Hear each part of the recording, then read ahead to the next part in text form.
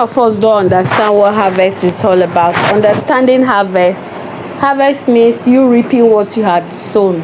Like you sowed, a farmer went to the farm and planted a corn or tomatoes. You are expected to reap tomatoes, you are expected to reap corn. You can't plant corn and expect mango. You cannot plant pepper and expect papaya. You cannot plant orange and expect guava.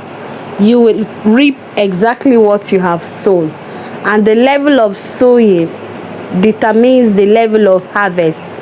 If you sowed a beautiful in a fertile ground, you're going to reap beautiful harvest. What does this now mean in our real life? Sowing means giving to the things of God, giving to the ministers of God. Stand up. Giving to Meba. Not to this side. Giving to the ministers of God, giving to servants of God, those people that God is using for his work. That chicken that Bible. When you give to their work, their ministry, you see that God will bless you. You see that God will always bless you. The woman of Zarephath and her son gave their last meal to Elisha, and she and her son was able to be fed throughout the famine season. And again, what also it also explains harvest. And when her son died, the son was able to be brought back to life. Dorcas in the Bible, in the New Testament, you find out that she was always giving to the Christian community. When she died, they called Peter to bring her back to life.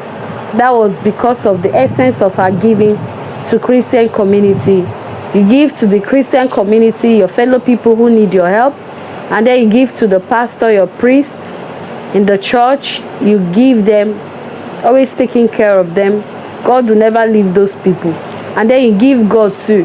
Whenever you're giving, you should be giving with joyful heart. Or you should not be like grudgingly or being forcefully.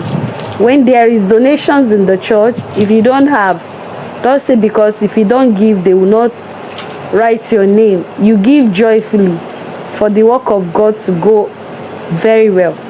So when we give to the things of God, to the church, to our Christian community, to the pastors, to the work of God, evangelism, when we give these things, you see that God will always repay back. God had always